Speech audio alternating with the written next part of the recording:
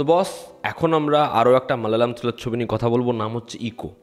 এই ছবিটার নাম কমেন্ট বক্সে মেসেজে এই পরিমাণে এসেছে, আমি ভাবলাম চলো বস ছবিটা দেখে নিই। তবে এই ছবিটা হিন্দি ডাবিংয়ের সাথে অ্যাভেলেবেল নেই, দেখার পরবর্তীতে ওটিতে আসলে হিন্দি ডাবিংয়ের সাথে আসে কি না। ছবিটা সিনেমা হল চলছে, তবে অরিজিনাল ল্যাঙ্গুয়েজের সাথে উইথ ইংলিশ সাবটাইটেল।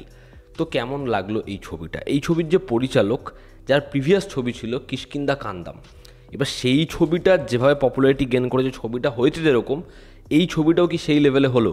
তো আমাকে যদি এক লাইনে বলতে, আমি বলবো ইকো এই ছবিটার যে এন্ডিং, সেটা আবার তোমাকে ব্যাপকভাবে শক প্রোভাইড করতে চলেছে। এই ছবির যে এন্ডিং সেটা টেরিফিক, ছবির যে টুইস্টটা সেটা স্যাটিসফাইং, এবং ছবিটাকে এমনভাবেই শেষ করা হয়েছে তুমি ছবিটা দেখে পুরো হয়ে যাবে যে বস শেষেটা কি হলো, এটা কি এই লেভেলে ছবিটার এন্ডিং। ছবির গল্পটা আমি একটু করে বলি একজনের খোঁজ চলছে, এবং তার এই খোঁজ নিয়েই হচ্ছে রহস্য। এই পাহাড়ে কোথাও কি সে গা ঢাকা দিয়ে রয়েছে একজন বয়স্ক মহিলা, যে পাহাড়ের চূড়ায় থাকে, এবং তার দেখাশোনা করার জন্য একটি ছেলে।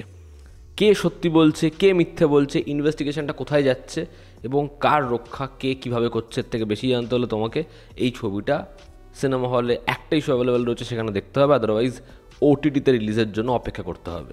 ছবির পজিটিভ দিক, নেগেটিভ দিক, আমার কাছে এই ছবির জন্য বেশ কিছু পজিটিভ দিক রয়েছে আর কিছু ইস্যুস রয়েছে। তবে আনডাউটেডলি এই ছবিটা খুব ভালো একটা ছবি। ছবির প্রথম পজিটিভ দিক হচ্ছে এই ছবির গল্পটাকে যেরকমভাবে ছবির পরিচালক নিয়ে গেছে, সেটা তোমাকে বসিয়ে রাখবে। মানে ছবিটার মধ্যে কি হচ্ছে এই যে টেনশনটা, এটা কিন্তু ফিল করাবে। এবং শেষে ছবিটা যে জায়গায় পৌঁছে যায়, সেটা আবারও মালায়ালামে যে ভালো ভালো থ্রিলারগুলো আমরা ধরি, তার মধ্যে এই ছবিটাকে অন্যতম করে দেয়। ছবির এন্ড ব্যাপক, জাস্ট দারুণ, মানে সেটা আমাকে মস্তি দিয়েছে। সেকেন্ড হচ্ছে এই ছবিতে যারা পারফরমেন্স দিয়েছে, প্রত্যেকে ভীষণভাবে তাদের পারফরমেন্সের দ্বারা আমাদের কনভিন্স করাতে পারে যে হ্যাঁ, আমাদের এটা বিশ্বাস করতে হবে গল্পটা। থার্ড হচ্ছে এই ছবিতে কুকুরদের একটা বিশাল বড় ভূমিকা রয়েছে, এবং সেটাকে গল্পে যেভাবে এনেছে, যেভাবে ওটার দ্বারা পুরো ট্রিকটা করেছে, সেটা তুখর, সেটা হেভি। ওই বিষয়টাই এই ছবির রগরগে পার্ট, এবং ওই ছবিটাই এই ছবির সবথেকে বিউটিফুল পার্ট। এই ছবিটা ভীষণ সুন্দরভাবে শ্যুট করা। আমি বুঝতে পারলাম এই পরিচালক তার কাজের মধ্যে না ওই নেচারটাকে সে ভীষণভাবে ব্যবহার করে। এই ছবির ক্ষেত্রেও সেটা বিউটিফুলি এসেছে।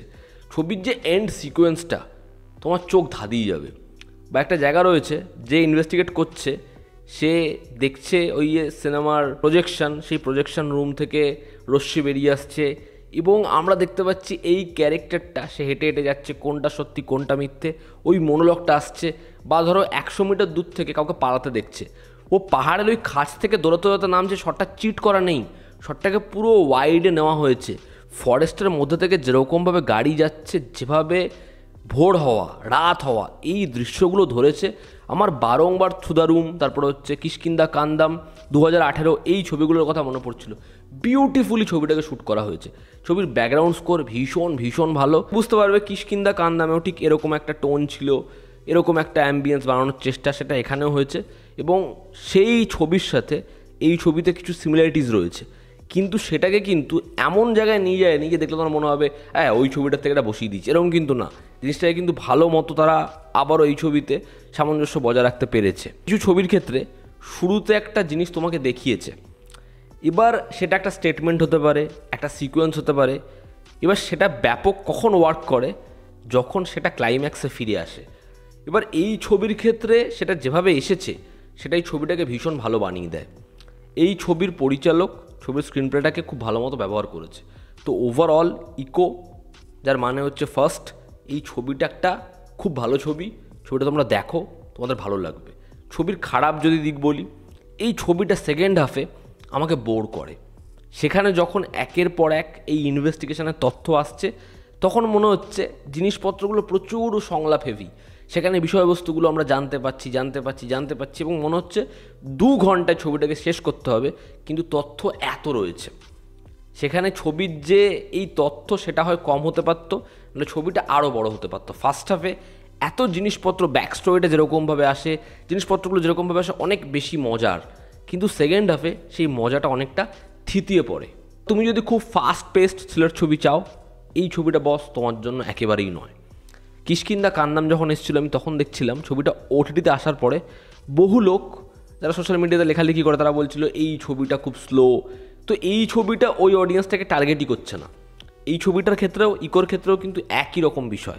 এবং আমার কিন্তু কিষ্কিন্দা কান্নাম কোনোভাবে খুব একটা বেশি বোরিং লাগেনি। আমি কিন্তু ওই ছবিটার সাথে থ্রু আউট জুড়েছিলাম। এই ছবিটার সেকেন্ড হাফে আমার কিছু জায়গা কিন্তু বোরিং আননেসেসারি মনে হয়েছে। বাট ওভারঅল ইকো খুব ভালো একটা ছবি। ছবিটা যদি সম্ভব হয় দেখো, আদারওয়াইজ এই ছবিটা যদি ওটিটিতে আসে তখন দেখো। আশা করছি ছবিটা তোমাদের খুব ভালো লাগবে। একটা পোক্ত টুইস্টের সাথে ভালো থ্রিলার ছবি।